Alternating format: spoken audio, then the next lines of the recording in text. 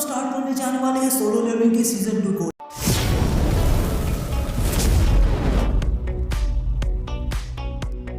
Last episode में हमने देखा था कि जुनू शैडो मोनार्क बन चुका था और उसने इग्रिस के शैडो को भी एक्सट्रैक्ट कर लिया था। फिर हम देखते हैं कि जुनू गेट से बाहर आ जाता है। आगे वो अपने घर जाके सो रहा होता है, पर तभी उसको जिना का कॉल होता है। जुनू से कहती है कि क्या तुम अभी भी सो रहे हो? जुनू कहता है कि हाँ, मैं थोड़ा सा थक गया था। जुनू को बता दिया कि 2 बज गए हैं। ये सुन के जुनू एकदम से अपने बिस्तर से उठ जाता है। फिर जुनू से कहती है कि तुम्हें तो पता है ना, आज पेरेंट टीचर मीटिंग है। जुनू पूछता है कि मुझे वहाँ कब तक आना है? जिना बताती है 5 बजे। जुनू कहता है कि तुम चिंता मत करो, मैं लेट नहीं हूँगा। जिना कहती कि मुझे पता है, पर जब तुम यहाँ पहुँचोगे तो मुझे एक कॉल जरूर करना। जुनू को जिना के होम रूम टीचर से मिला था। वो अपने कपड़ों को देखता है। वो समझ जाते हैं कि उसे कुछ अच्छे कपड़े पहन के जाना चाहिए। आगे हम देखते हैं कि जुनू के बैंक में अपना डेबिट कार्ड और बैंक अकाउंट अपडेट करने आया होता है। बैंक की एक एम्प्लॉय जुनू का बैंक अकाउंट अपडेट कर देती है। तभी वो जुनू के अकाउंट में 1.4 बिलियन वॉन को देख के शॉक हो जाती है। वो जुनू से पूछती है कि तुम काम क्या करते हो? जुनू बताते कि मैं एक हंटर हूँ। बैंक एम्प्लॉय को पता होता है कि हंटर अच्छा खासा कमा लेते हैं। वो सोच रहे होती कि जुनू कोई हाई रैंक का हंटर होगा। तभी मौके पे चौका मारते हैं। वो बैंक एम्प्लॉय जुनू को अपने बैंक में न्यू इन्वेस्टमेंट में इन्वेस्ट करने को कहती है, पर जुनू तुरंत मना कर देता है। जुनू जिना के स्कूल आ जाता है। जुनू को देख के जिना अलग ही मुंह बना लेती है। वो जुनू से कहती है कि तुम कौन हो? तुमने असली जुनू के साथ क्या किया? जुनू से पूछता है कि क्या मैं अच्छा नहीं दिख रहा? जिना कहती है मुझे कोई आइडिया नहीं, कोई इतना कैसे चेंज हो सकता है? जुनू से कहता है कि मुझे तुम्हारे होमरूम टीचर से मिला था, क्या मुझे कोई स्लाइड के साथ ट्रैक सूट को पहनना चाहिए था? फिर जिना जुनू को होमरूम टीचर के पास ले जा रही होती है। सारी लड़कियां जुनू को देख के शॉक हो रही थी। तभी जिना जुनू से कहती है कि तुम तो काफी पॉपुलर हो और देखा जाए तो तुम्हारी कोई गर्लफ्रेंड भी नहीं है, क्या मैं इधर किसी के साथ तुम्हारी सेटिंग करा दूं? लेकिन जुनू उसके गाल पकड़ के खींचता है और उसे चुप करा देता है। आगे वो जिना के होमरूम टीचर से मिलता है। जिना के होमरूम टीचर जुनू से कहती है कि मुझे नहीं पता था कि जिना का भाई इतना हैंडसम है। जुनू मन में कह रहा होता है कि वो भी इसी स्कूल से ग्रेजुएट हुआ है, पर वो इनसे पहली बार मिल रहा है। आगे वो टीचर जुनू को बताती है कि जिना के ग्रेड्स काफी अच्छे हैं, वो दिल की भी बहुत अच्छी है, तो तुम्हें उसकी चिंता करने की कोई भी जरूरत नहीं है। मुझे उसके फ्यूचर की भी कोई चिंता नहीं है। तुम्हें तो जिना का गोल पता ही होगा, उसे स्कूल के मेडिकल को अटेंड करना है। जिनो कहता है कि हाँ मुझे पता है। आगे टीचर बताते हैं कि जिना के practical score, grades, report card सब कुछ एक्सीलेंट है, वो अपने गोल को हासिल भी कर सकती है, फिर भी उसमें कुछ ज्यादा प्रेशर मत डालना। जिनो कहता है मैं समझ गया। टीचर जिनो से कहती है कि तुम एक हंटर हो ना, अगर जिनो अवेक हो जाए तो तुम क्या उसे हंटर बनने दोगे? जिनो कहता है बिल्कुल भी नहीं। टीचर कहती है कि मैं समझ गई, मैंने तुमसे ये इसलिए पूछा क्योंकि एक स्टूडेंट स्कूल छोड़ना चाहती है क्योंकि वो अवेक हो गई है और वो कुछ दिन से स्कूल में भी नहीं आ रही। अगर ऐसे ही चलता रहा तो स्कूल को उस पे एक्शन लेना होगा। अगर वो हंटर भी बन गई तो कोई बात नहीं, लेकिन कम से कम उसे अपना ग्रेजुएशन तो कंप्लीट करना चाहिए। जुनू उसे पूछ रहा होता है कि उसकी रैंक क्या है। टीचर बताती कि मुझे हंटर के बारे में कुछ खास तो पता नहीं, लेकिन जितना मैंने सुना है उसका रैंक सबसे लोएस्ट है। जुनू समझ जाते है कि उसका रैंक ई है और जुनू खुद भी एक ई रैंक हंटर रह चुका है, तो वो समझ जाता है कि उससे मरने में जरा सा भी टाइम नहीं लगेगा। टीचर जुनू से कहती है कि अगर तुम्हें कोई परेशान नहीं है तो तुम क्या एक काम करोगे? वैसे वो जिना की एक फ्रेंड है, तो क्या तुम उसको कम से कम स्कूल फिनिश करने के लिए मनाओगे? जुनू उनसे कहता है कि क्या वो जिना की फ्रेंड है? टीचर कहती है हाँ, उसका नाम है हान सोंगी। फिर हमें इवनिंग में दिखाते हैं जहाँ जुनू एक अपार्टमेंट के नीचे आकर खड़ा था। तभी वहाँ पे एक लड़की आती है जो कोई और नहीं बल्कि सोंगी ही होती है। सोंगी जुनू से कह रही होती कि मिस्टर आप यहाँ पे क्या कर रहे हो? क्या आप वही हंटर हो जिसे टीचर ने मुझसे बात करने के लिए कहा था? जुनू सोंगी को उसकी और जिना की फोटो दिखाता है और पूछता है कि क्या तुम इस लड़की को जानती हो? क्या तुम इस लड़की की फ्रेंड हो? सोंगी कहती है कि हाँ ये तो जिना है। क्या आप उसके बड़े भाई है? मैं आपसे मिलने हॉस्पिटल में आई थी जब आप एडमिट थे। अब मुझे सब समझ आ रहा है, आप मेरे होमरूम टीचर को कैसे जानते हो, क्योंकि आप जिना के बड़े भाई हो। जुनू उसे कहता है कि वैसे हमारी कुछ ज्यादा जान पहचान नहीं है। फिर जुनू उसे डंजन के बारे में बताने लगता है। रेगुलर अटैक मैजिक पिस्ट पे काम नहीं करते, तुम्हारे पास एक हथियार होना चाहिए, पर तुमने हथियार भी ले लिया तो वो ज्यादा नहीं टिकेगा, तुम्हें बार बार उन्हें खरीदना होगा, इसलिए ई रैंक हंटर को प्रॉफिट कमाने में बहुत ज्यादा मुश्किल होती है। क्या तुम बिना हथियार लड़ने के बारे में सोच रहे हो? ये मत कहना कि तुम बस पैसे कमाने के लिए हंटर बनना चाहती हो। लेकिन सोंगी जिनो से कह रही होती कि आप यहाँ पे मुझे लेक्चर देने आ रहे हो तो इसके बारे में भूल जाओ, आप भी तो मेरी तरह एक ई रैंक हंटर हो। जिनो मन में कह रहा होता है कि मुझे पता था कि ये लड़की जिद्दी होगी, खैर मैं भी तो ऐसा ही था। वो उसे कह रहा होता है कि चिंता मत करो, मैं तुम्हें यहाँ क्विट करने के लिए मनाने वाला नहीं हूँ। जिनो मन में कहता है जब तक तुम उस खतरनाक दुनिया को अपनी आंखों से नहीं देखोगी तुम्हें कुछ भी समझ नहीं आने वाला। सोंगी कहने लगती है कि तो आप यहाँ पे क्यों आए हो? जिनो उसे कहता है कि मैं तुम्हें ग्रेट हंटर बनाने वाला हूँ। फिर हमें एयरपोर्ट को दिखा दे जो हॉन्ग डांस को आया होता है। उसका वेलकम वेलकम करने जिनचुल भी आया था। डोंगसू जिनचुल से कहता है कि हंटर गिल्ड को मुझसे क्या काम, तुम यहाँ पे क्या करने आए हो, वैसे तुम्हें देख के मुझे अच्छा ही लगा है। जिनचुल उसे कहता है नॉर्मल सी बात है, एक एस रैंक का हंटर कोरिया में आया है, इसकी इन्फॉर्मेशन हमारे सर्विलियंस डिवीजन टीम को पहले से ही पता चल गई थी। डोंगसू उसे कहता है कि क्या सर्विलियंस टीम, तुम अभी भी उस बुड्ढे चेयरमैन गोगुन के लिए काम करते हो, तुम उसके राइट हैंड हो ना, अगर मैं तुम्हारी जगह होता तो मैं उस बुड्ढे की बैंड बजा के खुद राज करता। जिनचू उसे कहता है कि आप यहाँ पे कब तक रुकने वाले हो। डोंगसू उसे कहता है कि मैं यहाँ पे ज्यादा नहीं रुकने वाला, जैसे ही मेरा काम खत्म हो जाएगा मैं यहाँ से चला जाऊंगा। जिनचुल उसे कहता है कि आपका काम ए रैंक की जिन्हो और डी रैंक की जिन्हो से तो नहीं है। डोंगसू उसे कहता है कि मुझे सर्विलेंस एजेंट से यही उम्मीद थी, तुम्हें पता होने के बाद भी तुम मुझसे पूछ रहे हो क्या तुम मुझे रोकोगे। जिनचुल कहता है कि मैं तो बस अपना काम कर रहा था सर। तभी वो पीछे से दो लो रैंक के हंटर को जाते हुए देखता है। डोंगसू जिनचुल से कह रहा होता है कि मुझे तुम हमेशा से ही पसंद थे, स्कैवेंजर गिल्ड को ज्वाइन करने के बारे में क्या सोचते हो, हम तुम्हें उस बुड्ढे से अच्छा पे करेंगे। जिनचुल मन में बोल रहा होता है कि हंटर को डोंगसू और उसके बड़े भाई पे पहले से ही शक था। जैसे लिजर्ड अपने खुद की पूंछ को काटती है, वैसे ही इनका बड़ा भाई और ये हंटर्स को मार डालते थे, लेकिन कुछ भी सबूत न मिलने के कारण हम कुछ भी नहीं कर पाए थे। अगली सीन में हम देखते हैं कि जिन्हो सोंगी को व्हाइट टाइगर गिल्ड के ट्रेनिंग गेट जो न्यू हंटर्स के लिए है उसके पास लेके आया था, जिसका इंतजाम जिन्हो के रिक्वेस्ट में मिस्टर आहम ने किया था, जो कि व्हाइट गिल्ड टाइगर के सेकंड डिवीजन के चीफ थे। पहले ये सब एक दूसरे को इंट्रोड्यूस कराते हैं। मिस्टर आहम को इराक हंटर सोंगी से कुछ ज्यादा एक्सपेक्टेशन नहीं थी, लेकिन तब उसे याद आता है कि जिन्हो भी तो एक इराक हंटर है, इसलिए वो सीधे अभी कंक्लूजन पे नहीं आता। उसे लग रहा होता है कि जिन्हो व्हाइट टाइगर गिल्ड में इंटरेस्टेड है। मिस्टर आहम बता रहे होते हैं कि इस जगह पे काफी ज्यादा गेट ओपन होते रहते हैं, तो यहाँ पे ज्यादा लोग नहीं रहते हैं, लेकिन ये आज एक सी रैंक का गेट भी ओपन हुआ है, जो इनके लिए अभी फिलहाल के लिए ट्रेनिंग के लिए बेस्ट है। तभी वहाँ पे एक फुल आर्मर में बंदा आता है। वो कहता है कि ऑलरेडी 9 बज चुके हैं, बातें बंद करो और अंदर चलो। जिन्हो कहता है कि ये कौन है। मिस्टर आहम बताते हैं कि ये हमारा न्यू ए रैंक हंटर है, जो कि एक टैंक है। जब हमने आप यहाँ पे आ रहे हैं इसके बारे में उसको बताया तो वो इससे थोड़ा सा नाराज हो गया है। उसको लगता है कि हम किसी ट्रिप पे जा रहे हैं। उसका नाम किम चुल है और वो आज की स्ट्राइक स्क्वाड को लीड करने वाला है। आज की स्ट्राइक स्क्वाड में एक ए रैंक, 7 बी रैंक और 4 सी रैंक के हंटर्स है, जो कि टोटल 12 मेंबर्स है। मैं जानता हूँ कि ए रैंक और बी रैंक हंटर्स सी गेट के लिए ज्यादा ही है, माना कि उनकी रैंक ज्यादा है, लेकिन वो न्यू हंटर्स है। जिन्हो कहता है फिर भी ए रैंक और बी रैंक कुछ ज्यादा ही हो गए। वो मन में सोचता है कि इस रेट से कुछ भी सीखने को नहीं मिलेगा, लेकिन इससे सॉन्ग को जरूर पता चलेगा कि हाई रैंक के हंटर के सामने ई रैंक कुछ भी नहीं कर पाते। आगे वो डंजन के अंदर जाने लगते हैं, लेकिन जैसे ही जिन्हो अंदर जाने लगता है उसे अजीब सा फील होता है और हम देखते हैं कि डंजन पूरा का पूरा रेड कलर में बदल जाता है। जिन्हो को खतरा सेंस होता है। वो समझ जाता है कि उनको यहाँ से जल्दी से जल्द निकलना होगा। वो बाहर आने की कोशिश करता है पर नहीं आ पाता। वो जाते समय मिस्टर आन से कहता है कि मेन स्ट्राइक को जल्द से जल्द कांटेक्ट करे। आन भी समझ जाते हैं कि अभी मेन स्ट्राइक को कॉल करने से कुछ नहीं होने वाला है, इसलिए वो सीधा वाइल्ड गिल्ड के मास्टर को ही कॉल लगा देते हैं। मिस्टर आन मास्टर से कहते हैं कि एक सी रैंक का गेट अचानक से रेड गेट में बदल गया। ये सुनने के बाद व्हाइट टाइगर गिल्ड का मास्टर एस रैंक का हंटर बेकिनो वहाँ खुद आ रहे होते हैं। आगे हमें एक बार फिर डोंगसू और जिनचुल को दिखाते हैं। डोंगसू जिनचुल से पूछता है कि मेरे भाई के अंतिम संस्कार का क्या हुआ। जिनचुल बताता है कि दुर्भाग्य से उसकी बॉडी ही नहीं मिली, क्या आप उसकी कब्र से मिलना चाहते हैं। डोंगसू कहता है कि नहीं, जो मर चुका है मुझे उसमें कोई भी इंटरेस्ट नहीं है, मैं जो बाकी कचरा बचा हुआ है उसमें इंटरेस्टेड हूँ। जिनचुल पूछता है कि तो मैं आपको कहाँ पे छोड़ूं। डोंगसू कहता है और कहा डंजन के पास, मुझे उन बेवकूफों को ढूंढना है, अगर वो हंटर है तो वही मिलेंगे। जिनचुल कहता है कि कोरिया में तो काफी तरह के गेट्स है, तो आप उनको कैसे ढूंढोगे। डोंगसू अपने मोबाइल में देखता है और उसे पता चल जाता है कि ई रैंक का हंटर जिन्हो अभी अभी किसी डंजन में गया है। डोंगसू जिनचुल से कहता है कि डंजन के रूल्स बाहर की सोसाइटी से अलग है, तुम समझ गए ना मैं क्या कहने की कोशिश कर रहा हूँ। अगर मैं उसे डंजन के अंदर दफनाऊं या नहीं ये मेरी चॉइस होगी, तुम बस अपने काम पे ध्यान दो। जिनचुल कहता है कि मैं समझ गया सर। हमें जिन्हो और बाकी हंटर्स को दिखाते हैं जो अलग ही डायमेंशन में आ जाते हैं, जिधर हर तरफ बर्फ थी। उनको कुछ समझ नहीं आ रहा होता है कि वो लोग कहाँ पर आए हैं और गेट भी गायब हो जाता है। जिन्हो को फिलहाल यहाँ पे कोई गड़बड़ तो महसूस नहीं होती। सोंगी जिन्हो से पूछ रही होती कि कुछ तो गलत हुआ है ना, तभी उस पे कोई बर्फ के तीर से हमला कर देता है। जिन्हो उसे बहुत ही आसानी से पकड़ लेता है और उसे तोड़ देता है, लेकिन दूसरे एक मेंबर के सिर पे वो बर्फ का तीर लग जाता है और इनको पता चल जाता है कि इन पे आइस एल्फ्स ने हमला किया है। जिन्हो उनके प्रेजेंस को सेंस नहीं कर पाया था क्योंकि वो काफी दूर थे। जिनका भी ऐसे वाले मॉन्स्टर से पहली बार पाला पड़ा है वो उन्हें आइस एल्फ्स कहते हैं, पर एक्चुअली जो हंटर जिससे पहले से ही लड़ चुके हैं वो इन्हें आइस लेयर कहते हैं। ये चुपके से अपने दुश्मनों पर वार करते हैं। फिर हमें बेक यूनू को दिखाते हैं जो डंजन के अंदर जाने की कोशिश करता है, पर वो गेट बंद हो चुका था। वो आन से पूछ रहा था कि ये तो सी रैंक का गेट होना चाहिए था। आन कहता कि हाँ सर, ये सी रैंक का ही गेट था। बेक कह देगी क्या तुमने एसोसिएशन से कंफर्म नहीं किया था। आन कहता है कि हाँ किया था सर, वो भी बार बार सी रैंक ही कह रहे थे। फिर हमें पता चलता है कि जो रेड कलर के गेट हो रहे हैं वो सिर्फ हाई रैंक के डंजन में ही देखे जाते हैं। बेक को यकीन होता है कि ये गेट कम से कम बी या उससे ज्यादा रैंक का है। आन कहता है कि हम इसे फिर से मानोमीटर से मेजर करें। बेक कहता है कि गेट पहले से ही रेड हो गया है, अब इसे मानोमीटर की वेव एमिट नहीं करेगा, तो इसे मेजर करना इम्पॉसिबल है। इसकी वजह से हमारे पास अब कोई रास्ता नहीं कि हम कैसे पता करें कि ये गेट किस रैंक का है। मुझे बताओ कि गेट के अंदर कितने हंटर गए हैं और उनकी रैंक क्या है। आन बताता है सारे मिला के 12 हंटर्स है, जिनमें से एक ए रैंक का हंटर है जिसका नाम चूल है और वो लीडर है। बाकी उसके साथ 7 बी रैंक हंटर्स है। बेक मन में सोच रहा होता है कि ये गेट पक्का बी या ए रैंक का ही होगा। अगर ये एस रैंक का होता तो पूरे देश को इमरजेंसी सिचुएशन में डाल देता। आगे वो सभी को पता था कि अगर ये गेट बी रैंक का होगा तो कम से कम 3 या उससे ज्यादा ए रैंक हंटर चाहिए। अगर गेट ए रैंक का होगा तो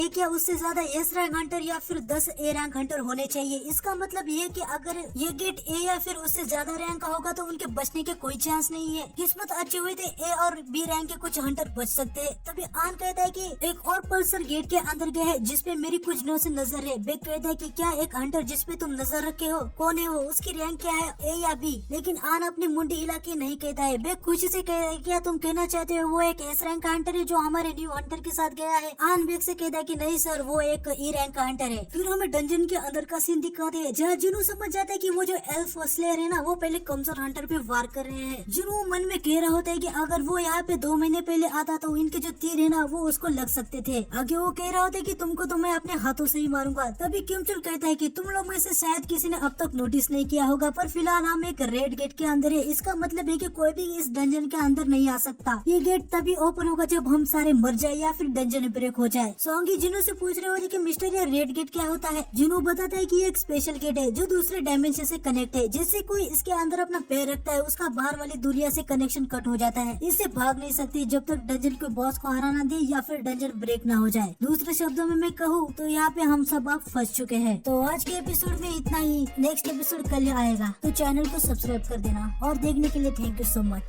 सायोनारा।